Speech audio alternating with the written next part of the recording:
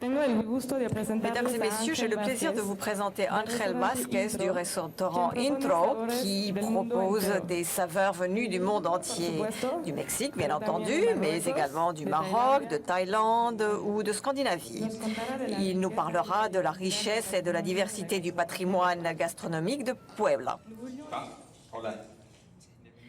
Bien, bonjour, bienvenue, merci à tous d'être parmi nous. Eh bien, je viens ici vous parler un petit peu du Mexique. Comme vous avez entendu parler du Mexique, vous étiez déjà avec Guillermo, mais moi je vais beaucoup plus mettre l'accent sur Pueblo, qui est l'État dont je suis originaire.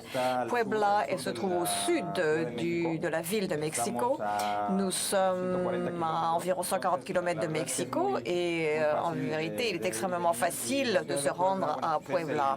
De la République mexicaine. Nous sommes à 2000 mètres d'altitude à peu près et nous avons une grande diversité avec des lacs, des rivières sur le plan géographique et nous pouvons donc retrouver beaucoup de choses. Non seulement nous sommes au centre du pays, mais nous avons des crevettes, nous avons des langoustines, nous avons des truites, de très très bons produits et également une très bonne viande, beaucoup de maïs. Et bien, je vais vous faire une présentation, disais-je, dans laquelle je vous parlerai un petit peu. C'est une ville très représentative de la gastronomie du Mexique et de beaucoup de plats créés par des femmes d'origine métissée et créole. Métis, eh bien, ce sont des enfants dont les parents viennent de races différentes et ce sont des descendants également d'Européens nés dans des pays latino-américains. Nous avons commencé à partir de là à faire un grand mélange non seulement de culture, de la connaissance des produits, la manière de manger, de servir à table. Et tout ceci a créé ce que l'on connaît aujourd'hui sous le nom de cuisine mexicaine. Dans la cuisine de Puebla, les religieux sont intervenus également beaucoup, mettant toute leur spiritualité. Et Puebla était un lieu de réunion pour les Espagnols. Nous avons donc une grande influence espagnole dans la région de Puebla. Et c'est un petit peu donc nous avions les gens qui venaient d'Europe, venaient de Veracruz ou passaient par Veracruz. Et Puebla était à mi-chemin entre la ville de Mexico et Veracruz. Donc c'était un passage obligé et c'est la raison pour laquelle nous avons toute cette variété sur le plan de la cuisine. Et dans les couvents poblanos comme ceux que l'on voit ici sur la photo, c'est la cuisine d'un couvent de Puebla où l'on préparait autrefois des cours et donc des mélanges avec des ingrédients venus d'Espagne, d'Europe et d'ailleurs. Et comme je vous le disais, c'était un lieu de retrouvailles, de réunion de toutes sortes de cultures. La majorité des produits utilisés avaient été récoltés par les religieuses ou par les femmes, par les métis ou par les créoles, et poussés dans les couvents. Et donc il y avait les émigrants venus de l'étranger qui nous ont apporté l'ail, l'oignon, le bétabel et également les autochtones nous apportaient les tomates, le maïs, les piments, et tout ce mélange de produits utilisés dans la cuisine, ce sont les mêmes variétés que l'on utilise. Et grâce à cette combinaison de plats, nous faisons des plats comme le mole des guajolote. Le mole est un des plats les plus représentatifs du Mexique. C'est un mélange d'un grand nombre d'ingrédients. Et cette combinaison d'ingrédients découle un petit peu d'ingrédients qui sont arrivés avec la conquête, qui sont arrivés d'Europe. Et nous avons donc créé ce que nous appelons le mole poblano, qui est demander une recette du mole poblano. Il n'y en a pas vraiment il n'y a pas de recette type du mole de Puebla. Ce sont surtout des recettes familiales, des recettes des couvents qui avaient leur façon de préparer le mole. Chaque famille avec sa façon de préparer le mole. Et donc, nous avons donc toujours un mélange de chocolat, d'amandes, amandes, de tomates et différentes variétés de piments, des piments secs, du maïs, la tortilla. Et il y a également des gens qui y mettent du pain avec le blé, qui nous est arrivé également. C'est une combinaison très vaste de produits et cela représente beaucoup de choses dont nous parlons. Le mole de guajolote, qui est le mole de dinde. Et comme vous l'a dit Guillermo, c'est un plat très représentatif du Mexique et de Puebla. Et le meilleur chile et le meilleur piment est celui que l'on fait soi-même. Au restaurant, nous essayons de servir le chile nogada dans nos restaurants, mais auparavant, en tous les cas à Puebla, le chile nogada était utilisé en général à la maison pour les repas familiaux. Mais comme la vie se déroule à un rythme beaucoup plus rapide, et nous n'avons pas perdu cette tradition, et nous avons passé cette tradition de famille en famille, et dans les restaurants, ce que nous faisons, nous servons donc des piments farcis de sauce aux noix, et il était traditionnel de manger ce genre de choses ici, et dans chaque restaurant, nous parlons et nous faisons les chile en nogada, qui sont des piments farcis de sauce aux noix. C'est un chile servi par notre restaurant. Dans d'autres restaurants, il y en a d'autres. Et à vous de voir celui qui vous convient le mieux, celui qui vous rappelle le mieux votre famille. Et le mole, comme on vous l'a dit, c'est un plat baroque, si je puis dire, par excellence. Et tout comme les piments farcis de sauce aux noix, le piment farci est servi à la sauce aux noix, pardon. Le mole peut être fait avec des fruits frais ou secs, des fruits que l'on trouve très proches du volcan. Et c'est vraiment la saison du mole et la saison du piment farci va commencer au mois de juin, de juillet, la semaine prochaine. Mais il faut que l'on ait les ingrédients nécessaires parce que nous sommes également en train d'essayer de faire en sorte que l'on utilise des ingrédients uniques et exclusivement venus dans la zone et qui ont poussé dans la zone. Nous prenons des fruits comme par exemple la poire, la pomme, nous prenons également de la viande de bœuf et de la viande également de chasse et nous cuisinons tout cela, nous cuisinons avec des amandes, des tomates, tout ceci est réuni pour faire un chile poblano, un petit peu, nous enlevons également les graines, nous enlevons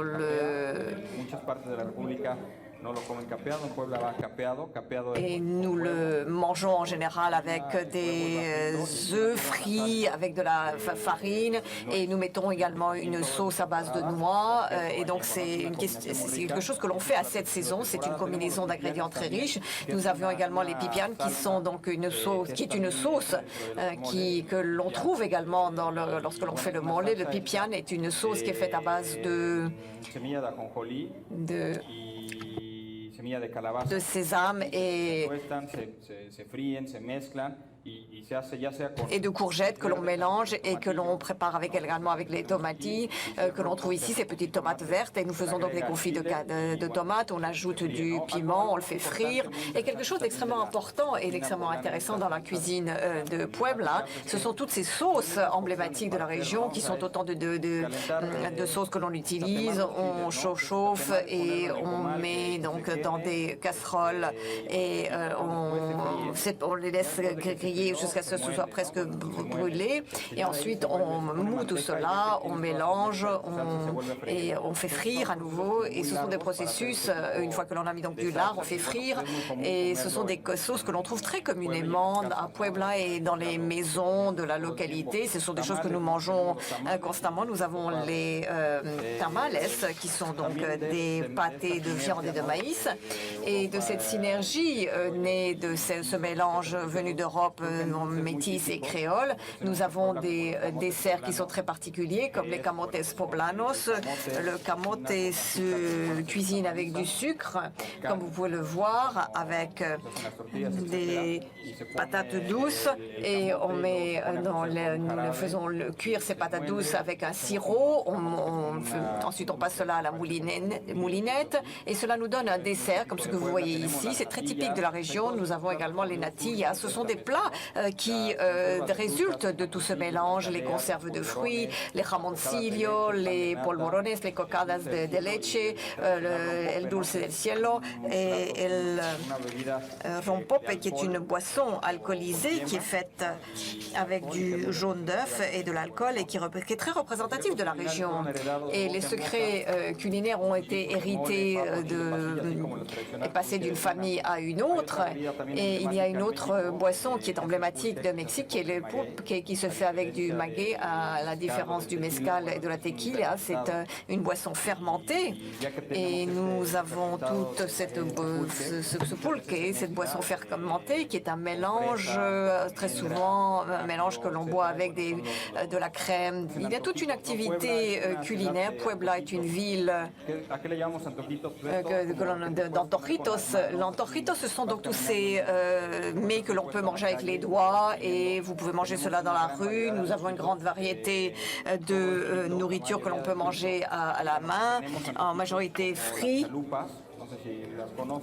Il y a par exemple les chalupas, je ne sais pas si vous connaissez cela, c'est une tortilla qui est frite très rapidement, dans laquelle on met une sauce rouge ou verte et l'on met donc de l'oignon. Nous avons donc les chalupas, nous avons les taquitas des sesos, nous avons les tostadas. Voilà, une tostada, c'est une tortilla frite. Et nous avons les chanclas, c'est un pain de farine de blé qui est un petit peu comme un pain que l'on remplit avec de l'avocat, que l'on met dans une sauce de chili, de piment. Et donc nous avons donc les chiles rellenos, qui sont des piments farcis. Nous avons les tortillas à mano, on a les tortillas bleues, blanches, jaunes, marron. Nous avons également ce qu'on appelle les aguas frescas, comme les jus de citron, des boissons fermentées à base de pain. Nous avons également des boissons dans lesquelles on utilise les graines du melon que l'on moud. On peut faire également cela avec du riz. Il y a différentes façons de le faire, mais tout ce que je vous dis, ce sont des plats que l'on retrouve dans la région. Et s'il n'y avait pas eu tout ce mélange culturel venu d'Europe et d'Amérique, tout cela ne pourrait pas exister parce que l'un dépend de l'autre et beaucoup de ces plats sont des plats qui sont utilisés dans la cuisine de Puebla. Donc la photo que vous voyez ici, ce sont on appelle les eaux fraîches que l'on boit très communément dans toute partie du pays. Vous trouvez cela dans tous les marchés. Ces mélanges qui ont fait notre cuisine. Nous avons également les influences étrangères et des pays comme les pays arabes, les pays comme l'Italie, l'Allemagne et la France sont également une influence sur notre ville. Nous avons une société d'Arabes très importante. Nous avons donc le taco arabe qui est on peut dire que c'est un petit peu comme un kebab, le kebab local, mais dans n'importe quelle partie de Puebla, vous pouvez trouver ces tacos arabes. C'est en fait une tortilla de blé, contrairement à la tortilla de maïs, et que l'on remplit de viande, d'origan, différentes choses. Et à Puebla, aujourd'hui, on faisait d'abord on faisait de l'agneau et maintenant nous utilisons beaucoup cela dans la cuisine de Puebla, population arabe, et nous avons également le chipillo. Nous avons des immigrants qui viennent d'Italie et qui ont également une influence sur notre cuisine, donc on a de très bonnes pâtes. Et nous avons également l'influence allemande et il y a toute la culture également de la bière, la culture également des estouffades, la façon dont tout ceci est cuisiné. Et les Français ont également eu une influence avec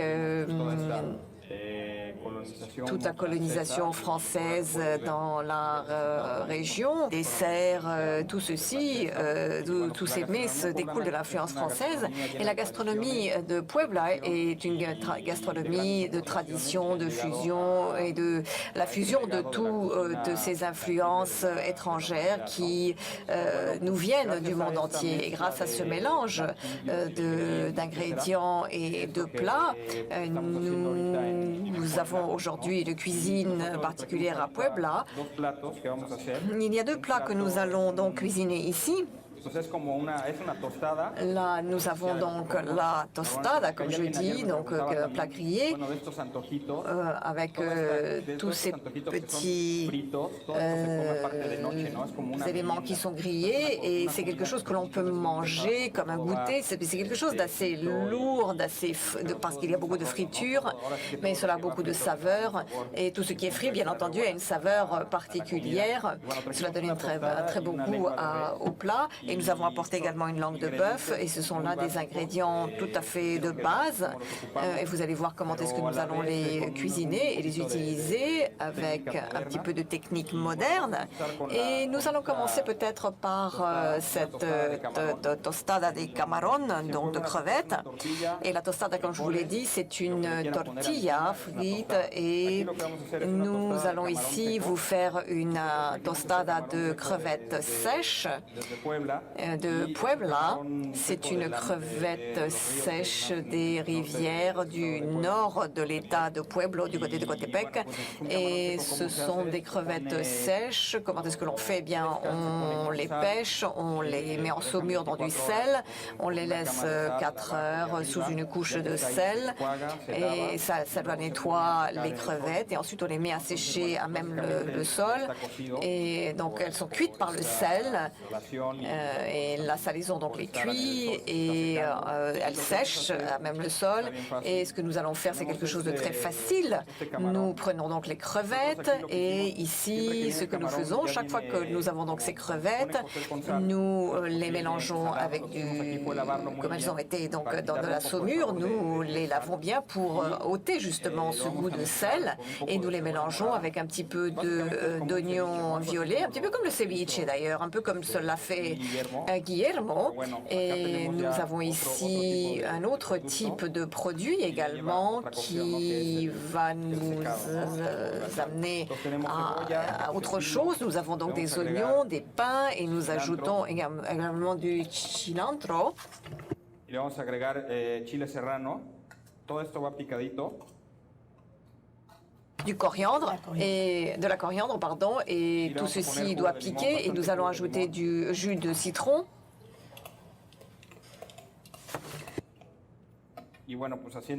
Et nous allons donc mélanger tout cela, et nous allons ajouter un petit peu d'huile d'olive. On en met pas mal quand même. Et maintenant, cette petite tartine grillée, en fait, cette tostada, on va... Là, c'est quelque chose de très facile avec ces crevettes. On fait d'autres préparations avec ces crevettes secs. Et ce qu'on peut faire aussi, c'est simplement pas les hydrater, mais simplement les passer, les moudre, et en faire une sorte de farine. Et puis, on la bat avec des blancs d'œufs, et on l'ajoute à la farine, et on fait une sorte de pain, et on peut le passer au four, on peut le faire frire, et c'est quelque chose de très caractéristique. C'est toutes petites galettes, et c'est quelque chose qu'on fait beaucoup dans la région. C'est un plat tout à fait typique. Et alors là encore, donc ce qu'on va faire ici, on a des ayocotes. C'est des haricots secs, ça ressemble à des haricots secs normaux, des haricots rouges qui viennent de la même zone. Ceux-là sont assez gros. Et le goût est un petit peu différent des haricots qu'on voit d'habitude. C'est quelque chose qui a plus de caractère. C'est un petit peu plus fort, un petit peu plus relevé. Et ces ayocotes, on les utilise énormément dans beaucoup... Ça se mange par exemple à Noël, par exemple pour les fêtes. Mais à Puebla, c'est quelque chose qu'on utilise énormément dans beaucoup d'occasions et beaucoup de plats.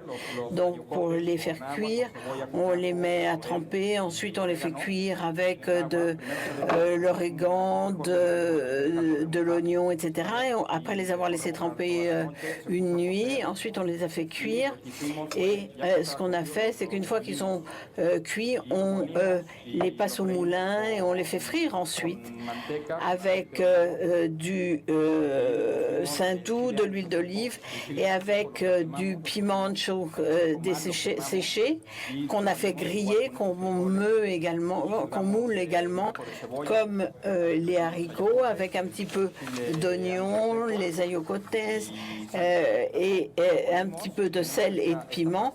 Et ça, on obtient cette pâte de haricots. Et on va l'essayer tout de suite. Et c'est tout à fait simple. Ici, on met notre petite galette grillée. Vous voyez la différence entre celle-ci. Celle-ci est de la région de Mexique. Vous voyez un petit peu comment la couleur est changée. C'est les maïs différents qu'on utilise. Là, c'est un maïs plus blanc qu'on utilise. Et chez nous, c'est difficile. Ici, c'est difficile d'avoir le bon maïs pour faire ce type de petite tortilla. Et quelquefois, il n'est pas tout à fait assez naturellement. Enfin bon, quelquefois c'est difficile, mais là on voit bien la différence de ces deux maïs. Et donc ici nous avons cette petite galette qu'on a fait frire dans l'huile. On place dessus, on dresse dessus notre sorte de ceviche de crevettes séchées.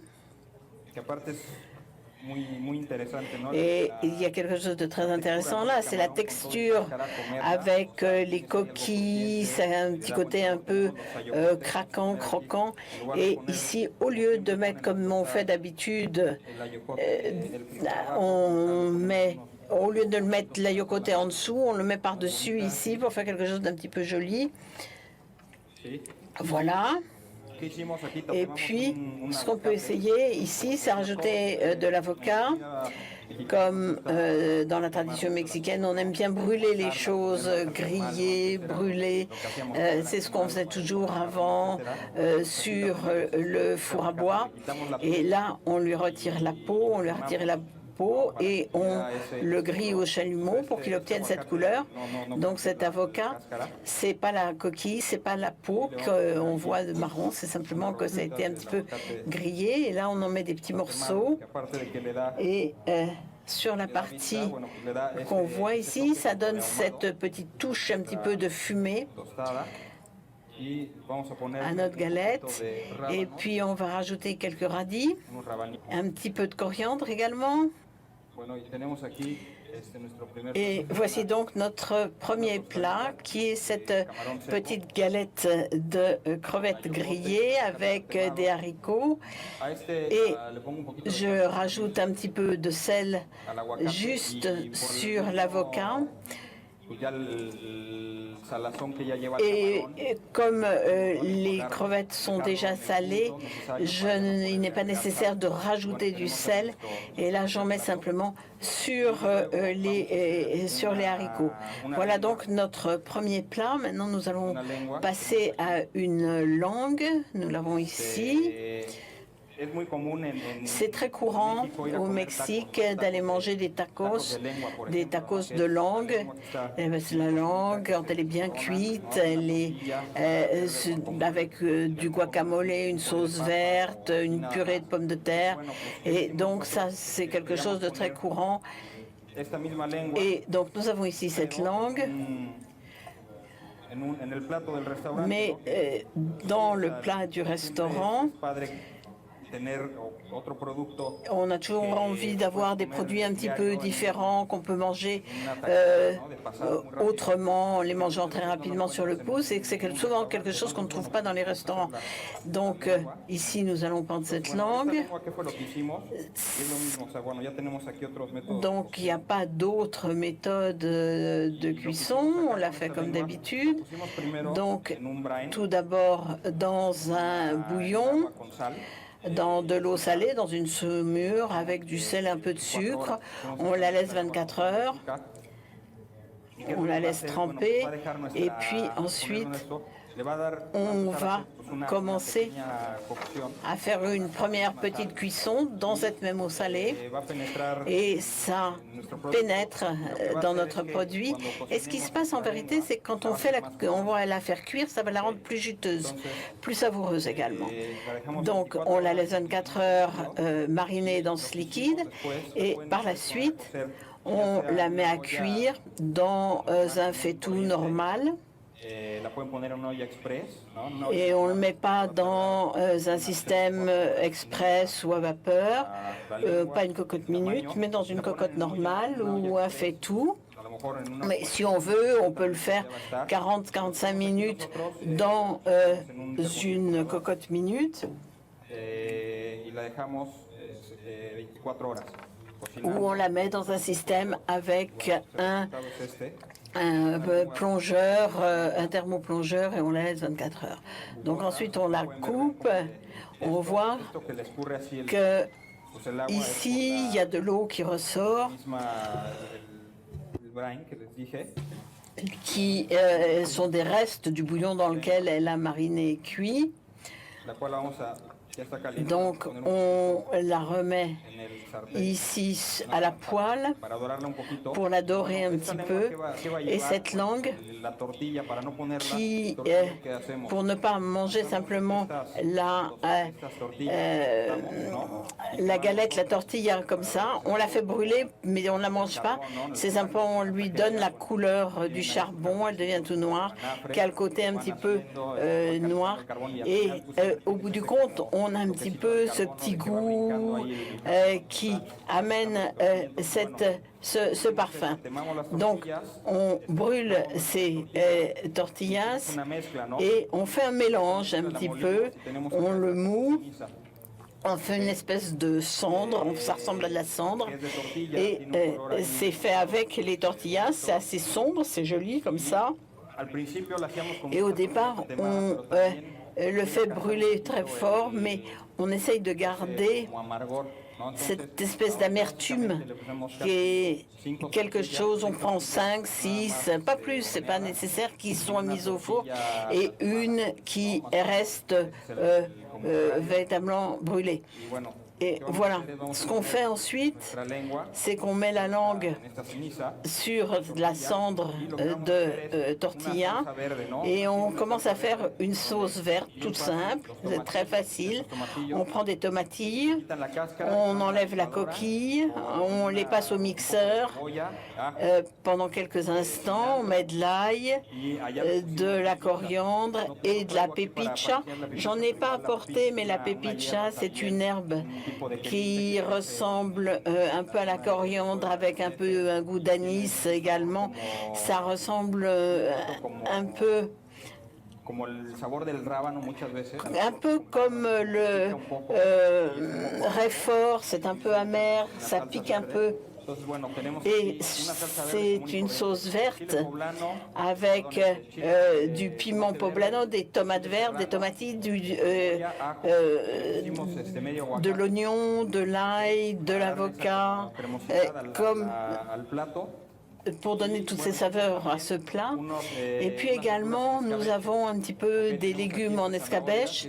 Ici, nous avons des carottes. L'escabeche, c'est une autre façon de cuire les choses avec du vinaigre et de l'eau. Il y a beaucoup de variétés d'escabeche. Chez nous, il y a des gens qui mettent du sucre, pas chez nous. On met simplement à égalité du vinaigre blanc et de l'eau. On y met de l'oignon, du laurier, de l'origan. On le fait bouillir et ensuite on éteint et on met les légumes dedans. Il y a des gens qui mettent pas d'eau, qui mettent juste du vinaigre et du sucre.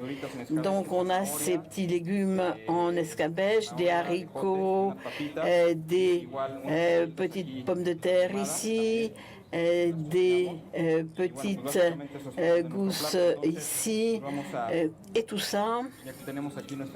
Nous avons la langue qui est en train de dorer. On va la passer dans la cendre de tortilla, dans la poudre de tortilla. Donc voilà ce qui nous comment ça se présente. Et maintenant on va la trancher.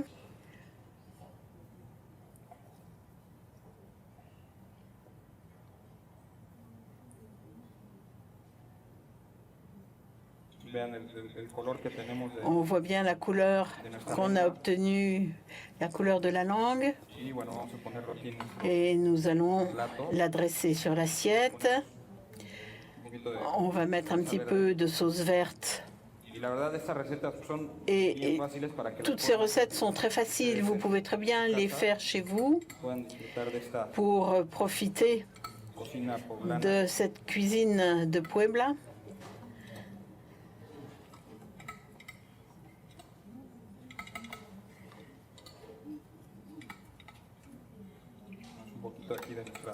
Voilà. Un petit peu de sauce verte sur laquelle on dispose la langue. Vous aimez bien la langue? Un petit peu d'huile d'olive, un tout petit peu de sel. Et là, maintenant, on va disposer joliment nos légumes en escabeche. Quelques petites pommes de terre. Et ici, nous avons des petits piments verts pour renforcer un petit peu, pour relever un petit peu le goût de la langue. Un petit oignon.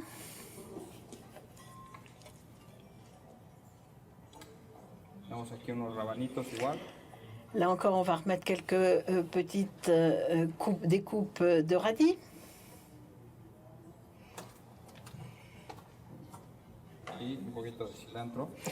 Un petit peu de coriandre.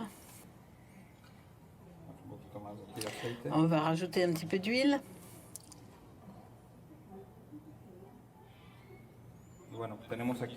Et voilà notre deuxième plat, qui est donc de la langue de bœuf avec sa tortilla grillée et sa sauce verte.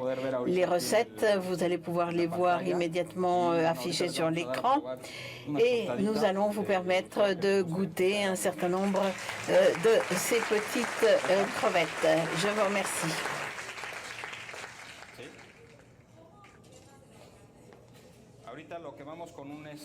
Eh bien, on le fait avec un petit chalumeau, on brûle l'extérieur de l'avocat et vous allez pouvoir le voir sur le plat là, qui est en train de passer. Vous avez d'autres questions?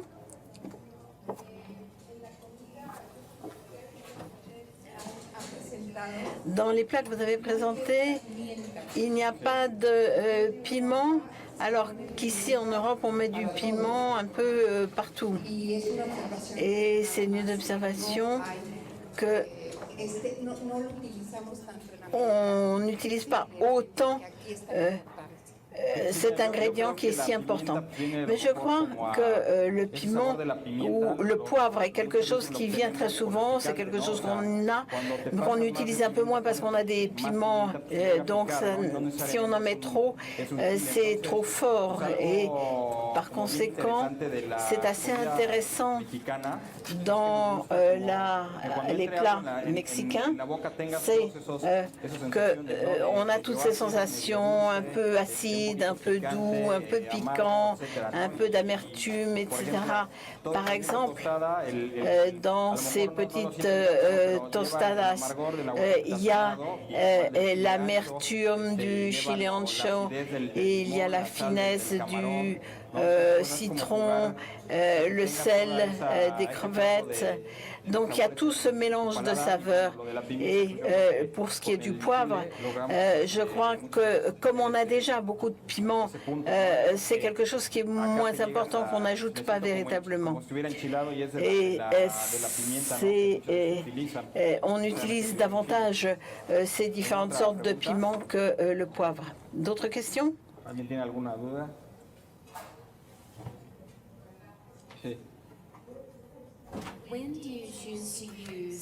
Quand est-ce que vous utilisez des piments frais, des piments séchés?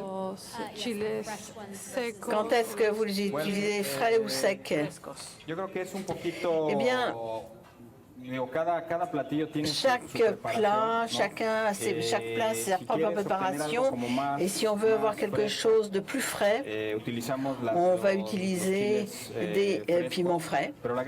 Mais la très grande majorité des sauces et autres se font avec des piments séchés. Les mêmes piments frais que nous avons, après les avoir séchés, on les utilise sous forme séchée. Donc le goût change énormément. Ça peut être un peu plus amer, ça peut être un peu plus sucré quelquefois. Enfin, ça dépend un petit peu. Je crois, en tout cas dans mon cas, si c'est quelque chose que l'on veut faire, si on veut faire une salade ou un plat très frais, très léger, on va utiliser davantage des piments frais, des piments verts. Et par contre, si on fait quelque chose de... par exemple, très souvent, les gens les mangent directement en même temps qu'ils mangent quelque chose de frais à côté avec un taco. Par contre, pour tout ce qui est sec, ça va mieux pour les farces, pour les sauces, etc. Parce qu'il faut le toaster, le griller, le réhydrater, etc. Mais les deux sont très, très pratiques et selon les situations, on utilise l'un ou l'autre. Est-ce que vous avez d'autres questions? Quel type de sauce peut-on faire avec des poissons frais marinés? Avec le poisson cru mariné, quel genre de sauce on fait? Qu'est-ce que vous pouvez proposer? Mira, podemos hacer una salsa. On pourrait faire. Il faut voir ce que l'on recherche. Si on cherche le goût de la sauce ou celui du poisson. Par exemple, on peut avoir une sauce légère avec des piments. Il y en a une que j'aime bien avec le poisson.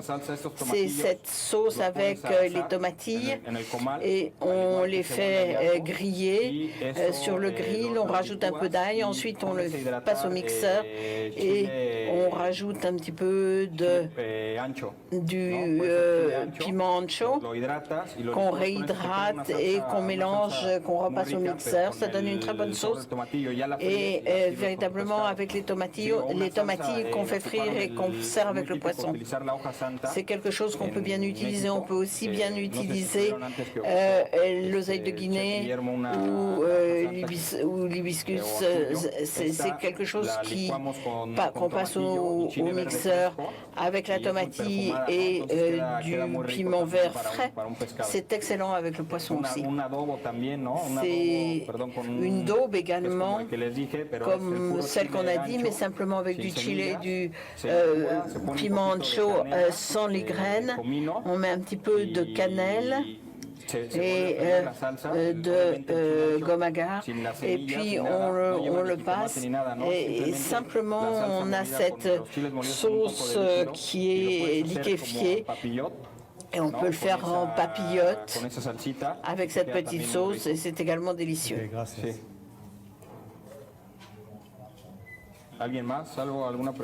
D'autres questions? La tostada. El polvito.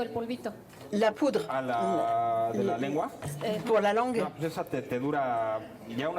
Une fois que c'est passé au moulin, ça se garde comme de la farine. Il n'y a aucun problème de conservation. On peut la garder 6 mois sans difficulté. Ça vous a bien plu? Ces petites galettes toastées? El empanizado de tortilla, ¿para qué más lo utilizas? Pourquoi est-ce qu'on utilise ces tortillas? Pour ce genre de choses, mais très souvent, on l'utilise pour épaissir des sauces. Si on a une sauce brune, au Mexique, on utilise beaucoup de la pâte et finalement, on utilise la galette qui est moulue comme une farine et on peut la rajouter à une sauce. Ça donne un petit peu d'amertume et puis le goût du maïs qui est tout à fait caractéristique de la cuisine mexicaine.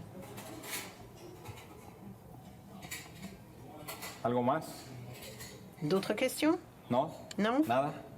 ¿Sí sintieron, le probaron el ayocote o no? Vous avez bien vu l'aspect de la yocoté, ces gros haricots. Vous avez bien vu cela. Bueno, pues creo que ya todos comieron o no. Vous avez tous probaron? goûté? ¿No? ¿Sí? Sí, creo que hay un poquito más. Je crois qu'il en reste un petit peu si quelqu'un en veut encore. Creo. El restaurante lleva, vamos a hacer 12 años. Le restaurant aura 12 ans en décembre. 12 años.